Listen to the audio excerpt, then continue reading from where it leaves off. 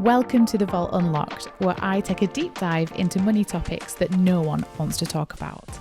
Now, this is the first of a new series of The Vault podcasts on top of our amazing Dilemma podcast that comes out every Thursday. You asked and we delivered. You said that you wanted to hear more in-depth information, educational stuff, explanatory stuff, stories. And whilst we will keep on with the vault and the backlog of dilemmas that we have to work through, we definitely wanted to answer, your questions and to go deep on some of these topics. And so we've introduced the Vault Unlocked. Definitely wasn't my name, far too creative for me, but I think it really fits the vibe with what we want to do. If you're watching on YouTube, you'll know that it's me, Laura, and I'm on my sofa in my kitchen. So we really wanted to normalize finance content, and not make it formal and not have it in a way that you feel like you're being preached to, or I want you to feel like you are being educated without studying or without concentrating, that it just goes in. And so that's the vibe we're going for. Obviously I missed my teammates, that the other three aren't here with me, but they've also helped to prep this, and this is a joint effort, and we're going to be covering lots of different topics. We want to hear topics that you want to hear about, but I'm going to kick off the Vault Unlocked with my story and the story of Financielle. Some of you may know it. Some of you have maybe followed us from the very, very beginning and kind of what we stand for.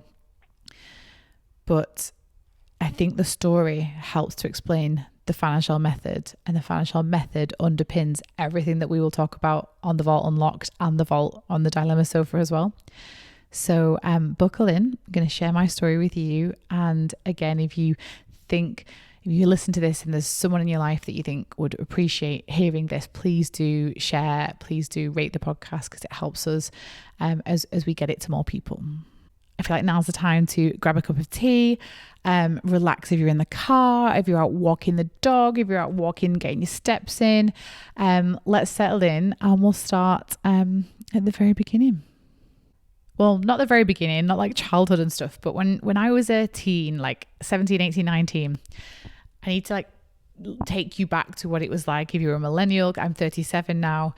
And for those of you that are way too young to remember that time, let me tell you, it was Keeping Up with the Kardashians era. It was Paris Hilton and Nicole Richie, Real Housewives series and franchises like Beverly Hills and Bethany Frankel and New York. It was that was my binge watch program with my flatmates. And it was such a time of consumerism where not only was this display of wealth wasn't just from old money, but it was from kind of new money. But it was everywhere, and then it cascaded down to shops. And so we didn't really shop online then at all still, would you believe it? But the high streets were booming, and you could go to Topshop and Debenhams and John Lewis and all these different places. Selfridges really had its first heyday, where it was kind of everyone carried the yellow Selfridges bags like a badge of honor. And so it cascaded down, and so normal people started to spend an awful lot of money on things that they wore or carried or how they looked. And I, as a teen, just like everyone else, was caught up in that. I think when I was at university, Facebook came out, and it was just for universities first. The first social media platform where you used to go out on a night out and take pictures and do a photo dump, which I think has come back in fashion, which is quite scary. But you would take a photo dump, and your outfit, you then got suddenly conscious of people seeing you in the same outfits. And so you get a new outfit for every night out. And this was even before fast fashion, where you could pay not a lot, it was quite a lot of money to dress yourself nice. And I, like I said, was so caught up in that space. If I asked for, I think one year I got some Louboutins for Christmas, where I'd put money towards them. Mum and dad didn't buy Louboutins, but they put money towards them. And I would have pictures of the box and the shoe on the bottom. It gives me a nick now. I'm so sorry if you've done this, but I have had the picture where you flick your heel up and you're just checking, it's Louboutin. I'm so embarrassed but I own it. That's who I was. And, the pictures of the boxes of the Chanel handbag that, again, I had saved up for. or had contributions to or whatever, probably credit card at some point once I was 18, but it was all about what it looked like. And I think that's an important thing to think about. That's where this started. So if you're sat here thinking that is like me or that was like me, the environment we were in really, really enabled that. It totally did. And so you ended up kind of spending any money you had to just buy things in shops and wear them and stuff like that. And then travel started to become bigger. You know, at uni I would travel and stuff, and you'd just kind of use your bit of student loan for this if you could, or you put stuff on credit card. And basically, by the time I became a trainee lawyer, I was living a champagne lifestyle, but on a Prosecco budget. You know, I am talking city centre apartment in Manchester, sharing with a friend, nice dinners out, drinks out, bougie gym around the corner. You know, I was in such a privileged position because I went straight from university to like a fairly good paying job that I never had the concept of budget and struggle. It was just living life to the full and spending that way. And that carried on. You know, if I think back about the pictures, it was like, look at the pictures of me with a bottle of Veuve Clicquot. Like it was just all about how it looked, because it was the first time that you were able to present a version of yourself out there. And in the second year that I was a trainee solicitor, because you do 2 years to become a solicitor, I fell pregnant at 22, which is just feels so young now. I know it's not the youngest, but it did feel so young. And suddenly life hit me, and I was responsible for a human being, not myself. And I can't even say I was a party girl. I really wasn't that fun, but I would have no money in my bank account and be desperate for payday. And so, you know, I had no savings. I had student loans. I had a financed car that looked good, you know, but I had credit cards, and suddenly I was responsible for something else. And I remember this day that I was in Sainsbury's and there wasn't enough money in the bank account for the shop, and I had to put stuff back to get a couple of things. And I was like, I can't live like this. Like, I actually earn too much money to be in that position. I have no right to be in that struggle. People are in that struggle all the time because of genuine circumstance. And Laura, you are an absolute joke. And it was the smack in the face that I needed to really get my shit together. You know, externally it would have looked like, even though obviously suddenly I was becoming a mum and had that kind of new journey, on the outside it would have looked like I was absolutely fine, you know, still had the nice car, still had designer handbags, you know, nice new pram for the baby. But deep down, you know, internally, I was just worried about what life was going to be like and how I was ever going to, you know, I moved home to be with parents, and again, super, super privileged that I was able to do that. But I knew I wanted to move back out again. I knew I wanted to buy a home for me and my daughter. I knew I wanted to be able to provide for her, provide for childcare fees, everything. And it just seemed super overwhelming to do with a situation where I was spending more than I made all the time, and I had all this debt. And so I desperately looked around to be like, how can I be in a position where I've got more money? And you start researching things on the internet, and that's like get rich quick schemes or starting businesses or doing side hustles. Like, you just get overwhelmed with all the potential information. You get spoke about investing, so I was trying to learn about investing, but all the while I didn't have the basics taken care of. I just didn't have all this stuff. And so it was like trying to decide what to do in what order. And I think that's when the light bulb moment hit me that I am chasing wealth quickly. And that was so far out my immediate reach that I was just becoming this person that's like, oh, that's just impossible. Like, I'm never going to be able to do this. I'm never going to understand money. I'm never going to be able to build savings. I'm never.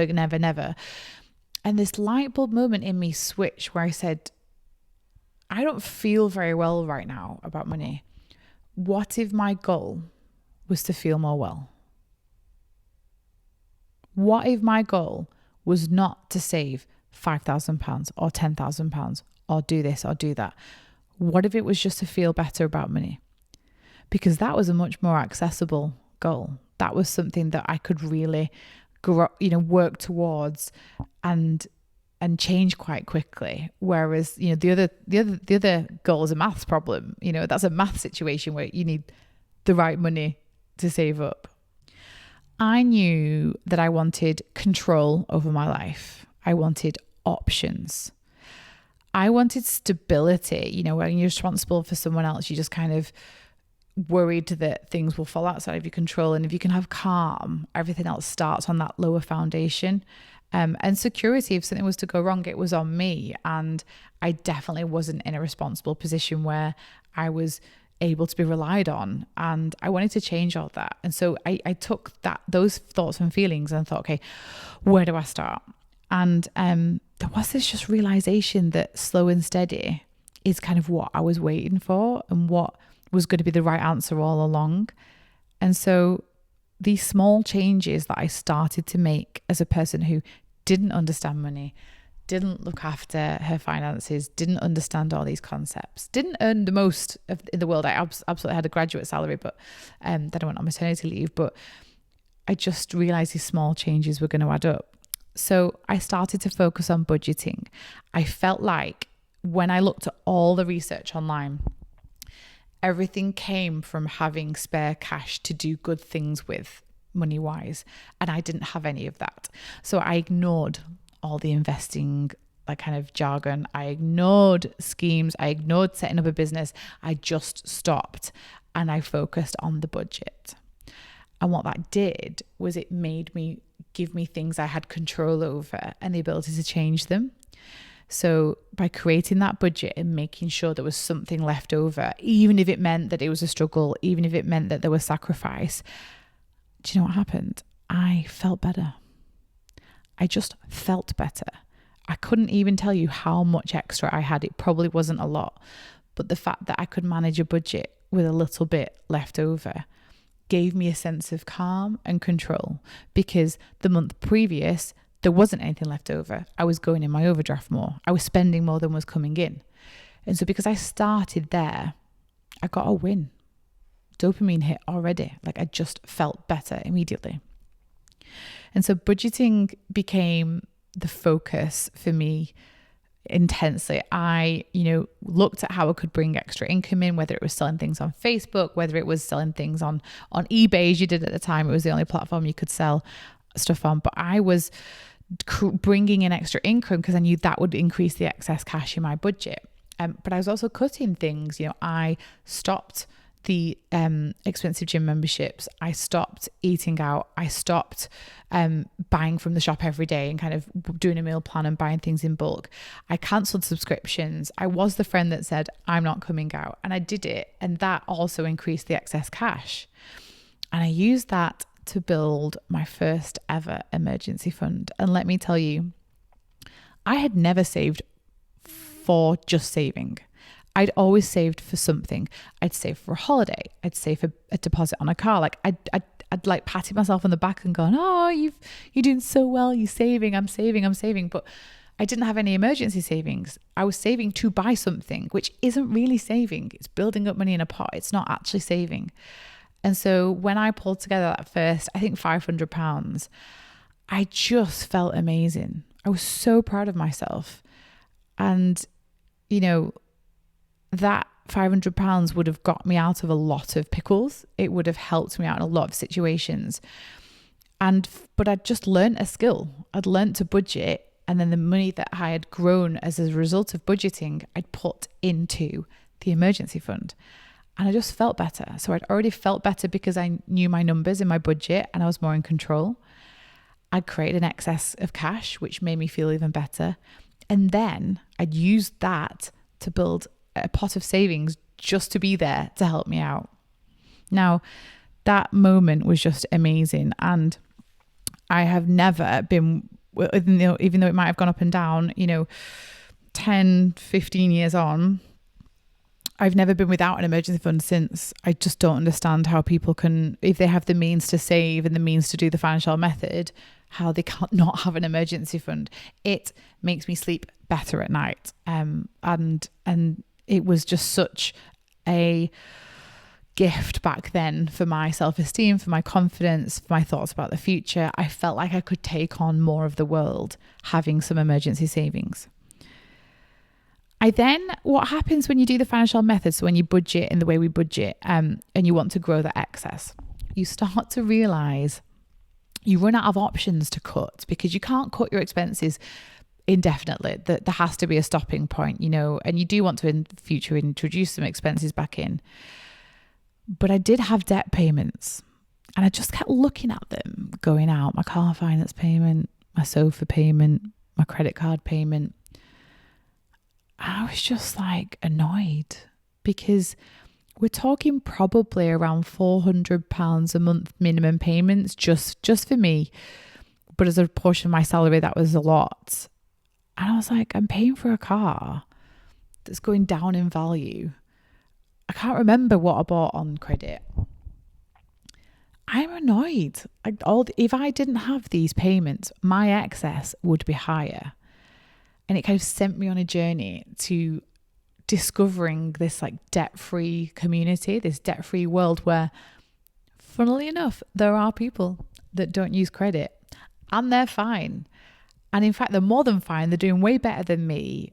And I just decided then I decided I was going to pay off my debt, and I was never, ever going to use consumer credit again. I didn't care what people said about credit scores. I didn't care what people said about it's savvy, it's 0%, switches. Honest to God, I didn't care, because I'd got into that mess, this like switcheroony mess that Money Saving Expert used to push early in the day about 0% and this card and that card. And, now knowing that they would have made a lot of money off the back of a lot of my switches back in the day, I was like, no, I've had enough. And so I built a plan and I researched, and I decided to follow the snowball method. This is the method where you list your debts, smallest to largest, and you pay off the smallest one. In terms of overpayments, you pay them all minimum payments, but you put overpayments, so your excess cash that you have in your budget, on that first debt. And I think it was my phone. I think I'd always been this kind of like upgrade queen. When O2 tell me I'm upgrading time, it's like, yeah, of course I'll upgrade. And I did that repeatedly, but then I suddenly paid it off and kept my phone. And that was a novel thing. Like, who did that? And every debt I paid off, I loved it. Like, I just cannot describe the feeling when you pay off a debt. It's kind of like you're sticking two fingers up at the credit businesses and finance companies. And so I went on this journey to kind of keep using my excess to overpay credit to the point where it would get paid off. Eventually, I think, I'd had £25,000 worth of debt across, a car loan, finance, and different credit cards and overdrafts. And so I can't remember, maybe 2-3 years. I wish I'd have documented it, to be fair, but 2-3 years to kind of clear that. And the moment I paid off my car, which was the biggest debt, was one of the most impactful moments of my life, because I was kind of just driving. I remember picking my daughter up from nursery and we're driving, and it was a nice car. I'm thinking, this is mine. I don't think many other people on my street own their car. I think everyone finances. And I was just so proud of myself. And think about where I was at then with my financial well-being. I was in complete control of my payments. Now, they were just going to regular bills. They weren't going to finance companies. Now it was going to my back pocket. Instead of 400 going to all these other companies, it was 400 going to me. And this is where wellness over wealth kind of has trumped everything for me. It's just like a health and fitness journey, actually. If you think about it, what we don't want is crash diets or crash fitness routines. They're not good for our health. They're not good for our mental well-being. And actually, we usually fall off the wagon. And so what I found really valuable is to treat this like a health and fitness journey, which is a lifestyle journey, small habit changes that you rinse and repeat, and that, you're consistent and you do it with confidence and you feel better when you do it. And there's this kind of cycle of positivity that happens. And it just was like that journey for me. I really learned the importance of not living beyond my means. I think I definitely gave less of a shit of what people thought of me. I think when I was younger, I was so bothered that I wanted to look like, especially because I became a mum young, that I was okay, that I had it all handled. And I only actually felt that way once I'd started my money journey. I just felt invincible. I felt so much better mentally than I did prior to that. And I didn't care what I looked like. I didn't care what outfits I wore. I still took pride in that. I don't want to confuse this with the that I didn't care about what I looked like. What I mean is, about how wealthy I looked. And I think that's an important distinction. I wanted to look nice, and I wanted to create a nice environment for my daughter and I, but I didn't care if people knew I had money or not. And quite frankly, people should know, like, if you're a graduate, you're going to have student loans, and presumably you're going to have a lot of credit. Like, you're not going to be wealthy. So why was I bothered about taking a picture with a Chanel handbag? Because surely people knew I was just like a working class girl from Wigan, didn't have loads of money, hadn't won the lottery. Easier said than with hindsight. But I think that, to skip forward a few years, what then happened was I used the same method to build a house deposit, and I bought a beautiful little house for me and my daughter. And I then built up emergency savings that were bigger. I definitely wanted more than just my smaller pot. It was more than 500 at the time, but I wanted more emergency savings. And it was at this point I really leaned into investing, because I'd always been overwhelmed with investing, and I always was worried about it going up and down. But when you have budget in order, tick, emergency fund, tick, no consumer debt, tick, and you're kind of starting to relax that budget a little bit, and you're traveling and you're buying some nicer things that you've been without for a few years, you're kind of getting used to the childcare, and then you get some free childcare hours.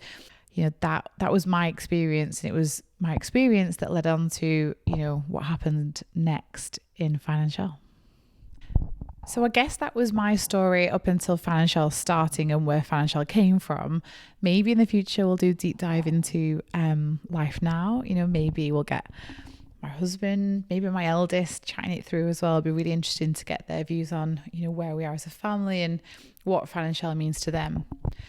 But I guess on my journey, I started to kind of get people's attention in my life. And what I mean by that is, when it came to money conversations, I was not fazed. I was calm. I'd be relaxed. I'd be interested. I might provoke and prompt and ask questions. But people would look at me and ask me how I manage money. Now, I asked my sister about this, and Holly said that this was because I just seemed chill and everyone else seemed stressed about it.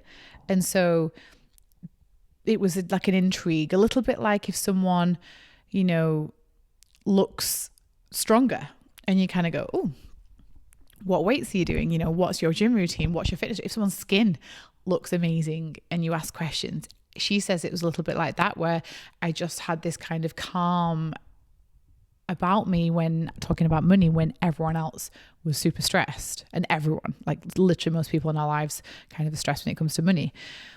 And so when I was on maternity leave with my second child, I was a lawyer at the time, and I was in quite a busy job. We were doing quite a big corporate transaction. It was very, very busy, and I loved it. It kind of distracted me the whole pregnancy. I'm not a very good pregnant person. And the minute, I literally was working straight up to the day before my maternity leave started. I had the baby on day one of maternity leave. All through choice, by the way, not to say I was forced to. I was repeatedly told to go home by the CEO and boss at the time, but I just loved my job, and I was very relaxed and very healthy and very calm. And then the next day had baby number 2 at home, which is a whole another story about ambulance men and biscuits and surprising half the street. But if you have had a newborn and or just kind of gone on that maternity leave journey, you go from like a million miles an hour to stop.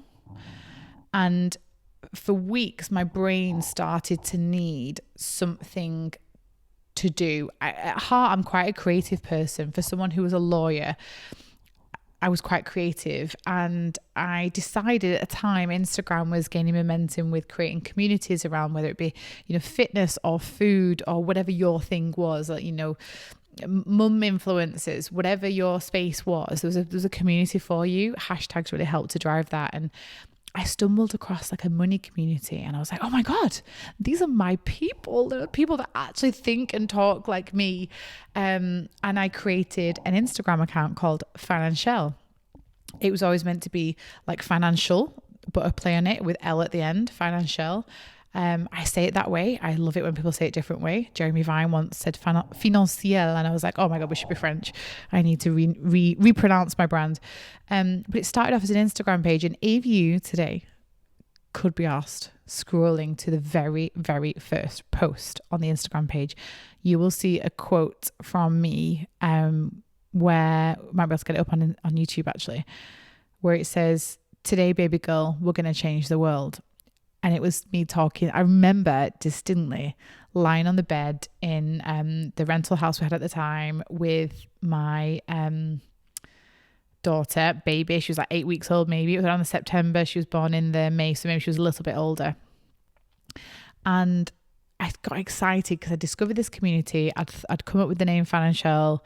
I knew I wanted to share what I'd learned with people anonymously. Like, it was not meant to be a business. It was not meant to be public. My face wasn't on it for possibly over a year, but just kind of this like direct, opinionated position on money, not gently. I'm like the big sister saying, I think some of them were quite harsh. It was like, your spending is the problem.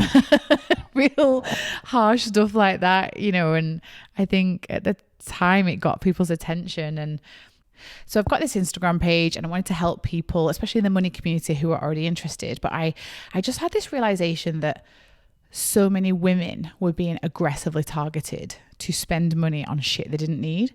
And we were so caught up in how we looked and how we felt. And that had been me, like, quite a few years prior, that I really gathered momentum around how women manage money and how screwed over we've been for years, whether it's, the gender finance gaps and gender pay gaps, and, whether it's been the role we play at home at the expense of other, financial benefits. Just the whole system is flawed and skewed against women.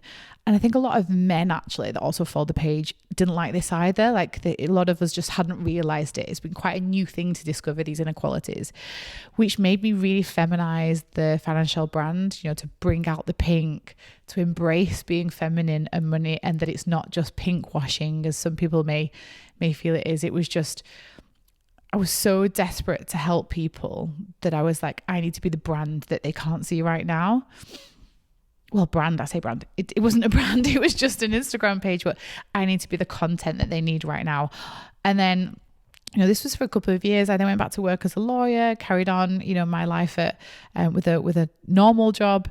And I think then COVID hit. And there's a lot of business stories that start with COVID hit, but I think it was a real moment for people where you sat back and reflected on what you wanted in life, but also like what you were really driven to do, like what kept you up at night. And people lost jobs overnight. They were made redundant. There were, no one knew what was going to happen with furlough. And the inbox of Financielle, which was just my little private separate account that I think my face had still not been on, was overwhelmed. Like hundreds and hundreds of DMs from worried men and women, not sure how to manage their money. They kind of weren't set up for, none of us were set up for COVID, but they weren't set up for something dramatically to hit their life, like an emergency, like this incident. Like, no one was prepared. There was no emergency savings. Expenses were really high. People had super expensive cars sat on the drive.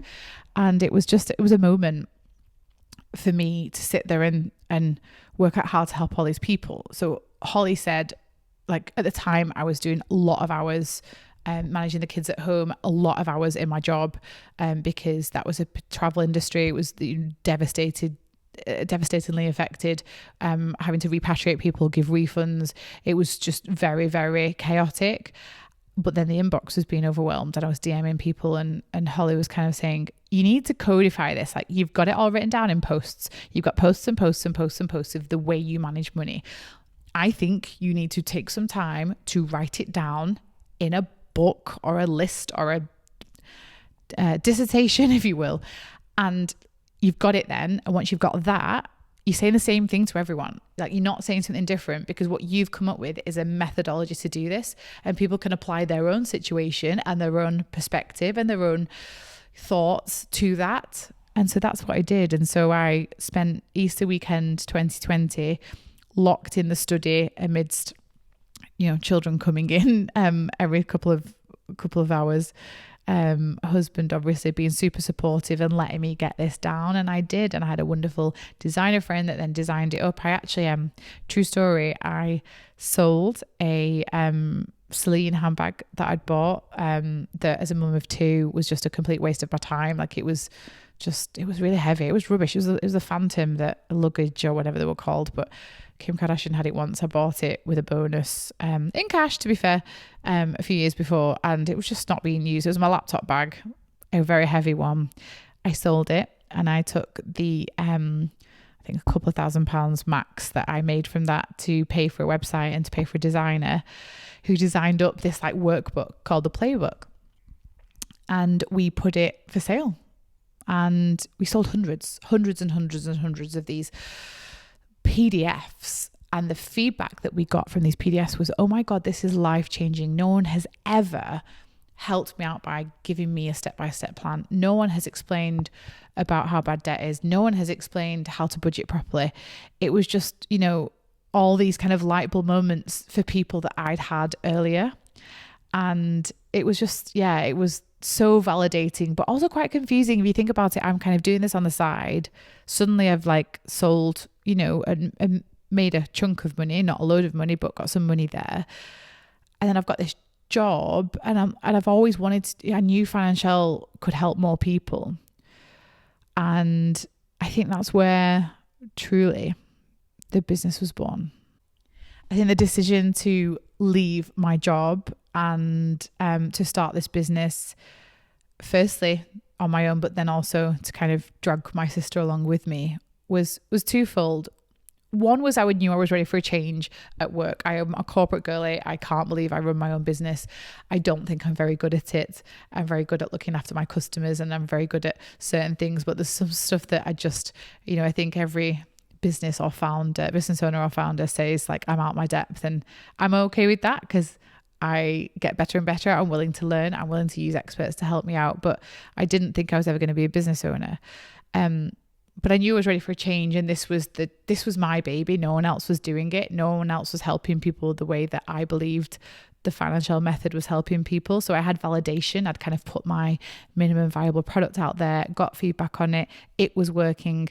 And so I thought, yes, I can lean into this. And I could have just stayed doing content, which is obviously what I love to do, because I love taking something quite technical, breaking it down, making it accessible, making it relevant to people. But I just kept saying, this needs to be scalable. The PDFs aren't scalable because I can't see people doing it. I hear them tell me this is amazing. I want to see their budgets. And what the Financielle method does is when you do your budget, you also once a month track your net worth, which is your assets minus your liabilities. So things like your home and your savings and your investments and your pensions minus your debts. And I wanted to see that number going up. And I couldn't, because people had taken a spreadsheet and taken a book home and not shared that with me. And I wanted to see this Financielle community figure going up, these debts being paid off, these savings being built, these houses being bought. And so I chatted to Holly about it, and I said, look, I don't know how I'm going to make money, but I know I've got a really good product, and I know you believe in the product because you use this method. You have become financially well through doing this. I think if I build it, you could sell it. Do you fancy coming together and building a business that's going to, change people's lives? And she said yes. And actually, she left our jobs before I did. And so there was a danger that I could have backed out and she'd have been left holding the baby, literally. But we did it, and the company was formed in November of 2020, and we left our jobs in the spring 21. So it was still, a slow and steady journey. And we took the money that we had made on the playbooks and built the very first version of the Financielle app. So some of you OGs will remember what it looked like, and the design and the clunkiness, but it worked. And it's the app we have today is built on the same basis, the concepts, the budgeting tool, the net worth tracker. We've now got community in there. We've now got a much more aesthetic design. We've got, a more stable platform because there's, we've had over 250,000 downloads on it and lots of people use it. But the essence of what we built with, a few £1,000s at the very beginning is still there. And I think I'm quite proud of that. And but it's more what it's become for people, because this methodology, you know, and if you're listening to this now and you want to take back control of your money, you're fed up of not having money left at the end of the month, you want to understand how to invest, but you're scared about jumping all that way and you've got a bit to go. That's what that app's for. That's what this podcast is for. That's what our Insta platform's for, because once you nail the methodology, it's every payday. Every payday, you do your budget, you get excess cash, you put it towards the goal that you're working towards at the moment. And the playbook that I'll kind of now summarize are the steps that you go through, and they mirror the steps that I did. And they're kind of, you know, well known throughout the personal finance world. It's kind of not something new I came up with. I think I came up with the concept of, you know, let's remove the overwhelm and break it down, and let's nail, you know, one thing at a time, and let's gain confidence. And kind of, you can still personalize it. Like, it's still, your view is important and your perspective on stuff's important. And so in a nutshell, let's go through the playbook. So the financial method, the financial playbook is, firstly, you know your numbers. So you do a budget, and you do a budget the way we do it, with sinking funds in it. And if you've any questions on any things that I'm going to quickly highlight at the moment, we are going to do a deep dive on all these topics. So don't worry. So you will do a budget, you know your numbers, and you also look at your net worth as well. You're then going to save a minimum of 1 month's expenses in an emergency fund. You are then going to pay off your debt. That is survive. Once you're out of survive, you move to build.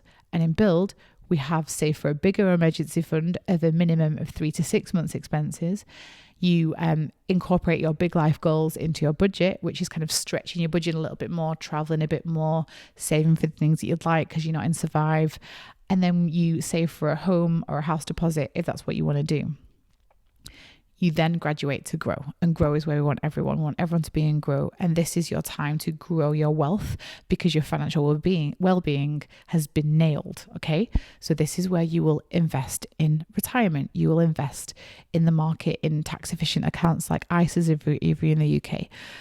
You might overpay your mortgage here because you've got excess cash, and that will increase your net worth if you're overpaying your mortgage. You may have rental properties that you'll overpay, and you may invest in other things. This is kind of this time where you have space and capacity and cash to be able to grow your wealth so that you make money when you sleep. And this is absolutely possible. If it was possible for me, it's possible for anyone. And we've seen the stories. We've seen the stories in the Financial app. We've seen the stories in the community.